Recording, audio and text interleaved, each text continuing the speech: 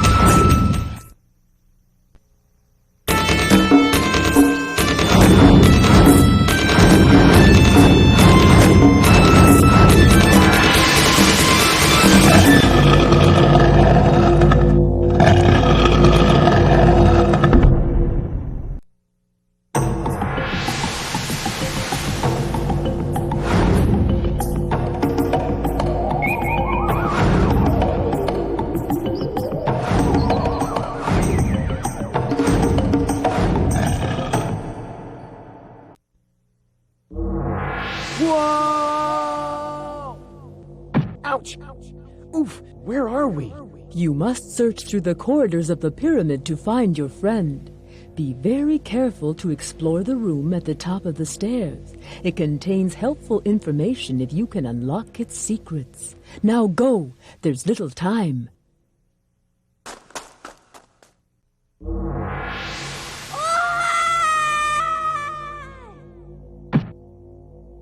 Where are we? You must search through the corridors of the pyramid to find your friend. Be very careful to explore the room at the top of the stairs. It contains helpful information if you can unlock its secrets. Now go! There's little time.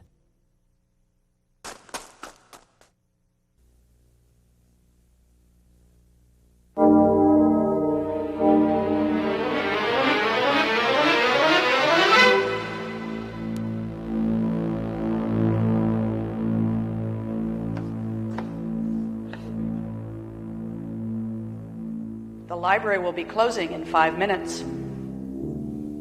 Do you think anyone will believe us? Who cares? We have an A in the bag.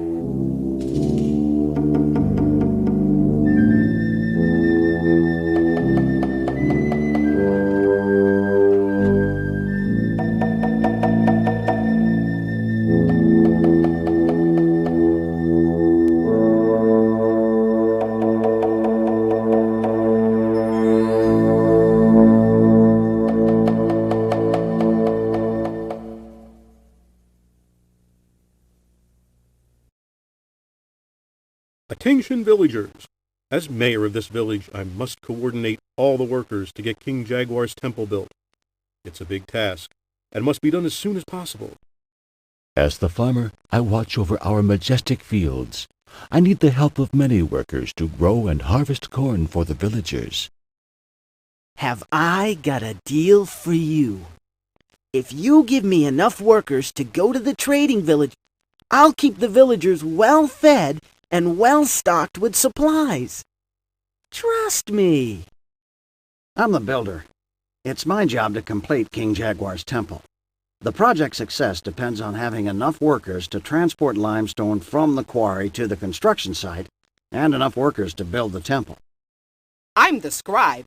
Nothing slips past me. I always know when you've been bad or good, and I'm usually around to tell you just what I think. Lucky you.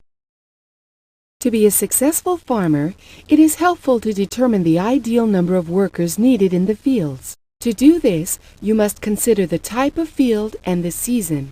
One way to allocate workers is to estimate what the ideal number of workers is. Or you could solve an equation that will help you allocate workers efficiently. For example, if you are farming raised fields and you need to know how many workers are needed in the spring, you might be told that in the spring, raised fields require 3 times more workers than terraced fields, and that terraced fields require 10 workers. You can use this information to write an equation. The number of workers in raised fields is 3 times the number of workers in terraced fields.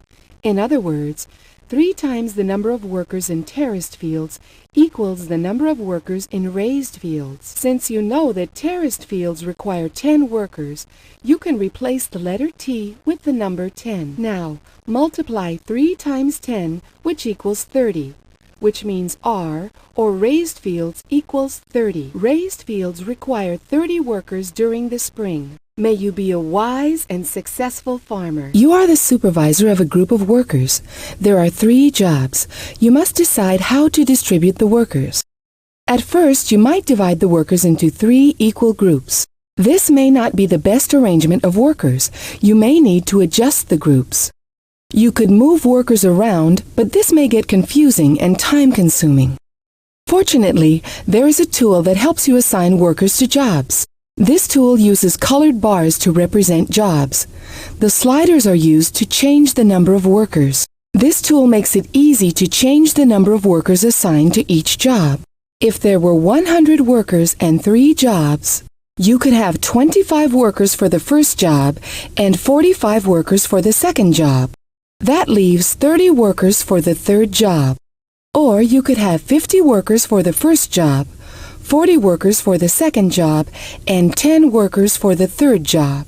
This tool also lets you represent the number of workers for each job as a percentage of the total number of workers. 50% of the workers are assigned to the first job, 40% of the workers are assigned to the second job, and 10% of the workers are assigned to the third job. You may practice using this tool in the strategy room. There are 2 types of workers needed to build a temple.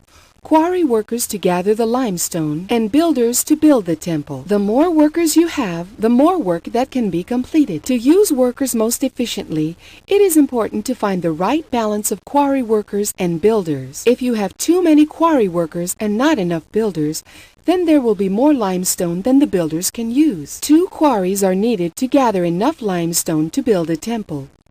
Allocating workers to efficiently produce the most limestone can be a little tricky. Since there are different rates at which workers can gather limestone for each quarry, it is important to allocate workers for maximum efficiency. For example, workers at Quarry A can gather 4 pieces of limestone per worker if there are between 1 and 50 workers. If there are between 51 and 300 workers, then they can gather 2 and 5/10 pieces of limestone each. Workers at Quarry B can gather 3 and 5/10 pieces of limestone each if there are between 1 and 100 workers, and 3 pieces of limestone each if there are between 101 and 300 workers. If there were 150 workers available, it would be best to have 50 workers at Quarry A and 100 workers at Quarry B. 50 workers times 4 pieces of limestone each equals 200 pieces of limestone, and 100 workers times 3 and 5/10 pieces of limestone each equals 350 pieces of limestone.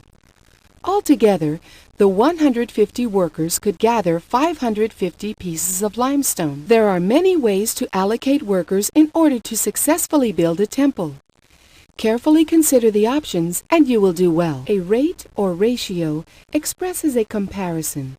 Traders use rates when they make trades. This trader may trade 4 pieces of jade for 10 cacao beans, or 4 pieces of jade for 7 pieces of pottery. This trader may trade 10 cacao beans for 7 pieces of pottery. A trade rate may be expressed several ways: 4 for 7, or the fraction 4/7, are two ways to represent the same rate. As a trader, you need to find a rate that is best for you. If you want to trade jade for cacao beans, you should compare the rates each of the cacao bean traders is offering. Which is the better rate for the jade trader?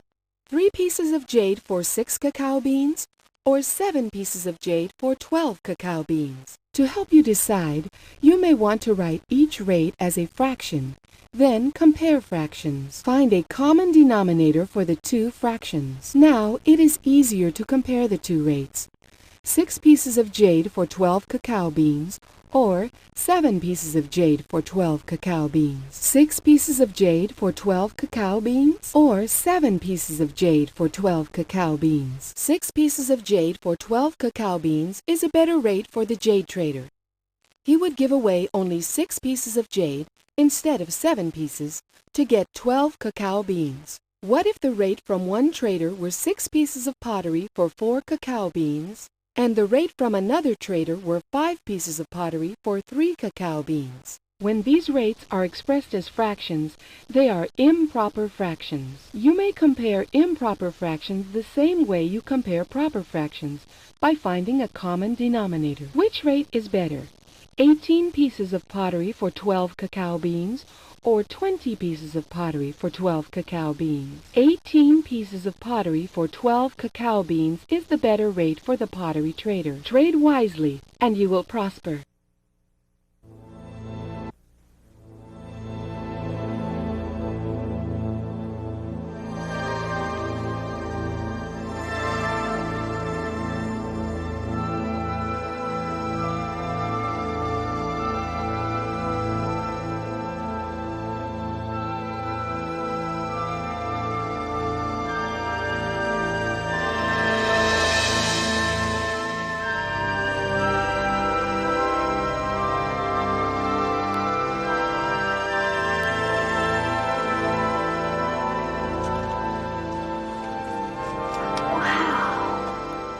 The library will be closing in 20 minutes.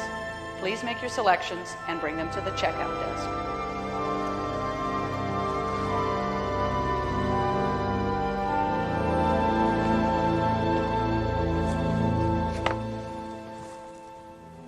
Todd, will you get in here and help me?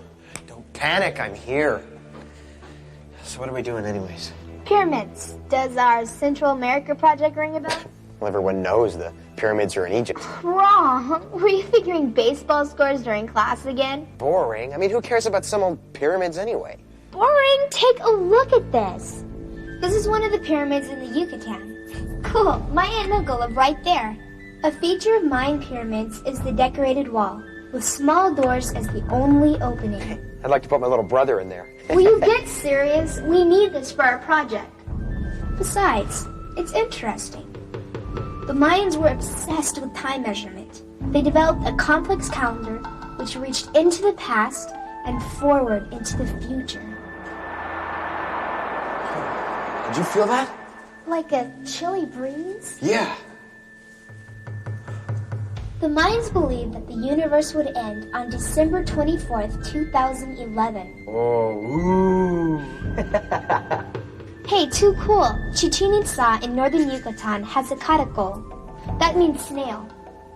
Named for its spiral staircase, it was an observatory with windows which corresponded exactly to the positions of celestial bodies. Yeah, why don't you just wake me up when it's time to split? Some partner you are. I'll be right back. I'm gonna go check out these books.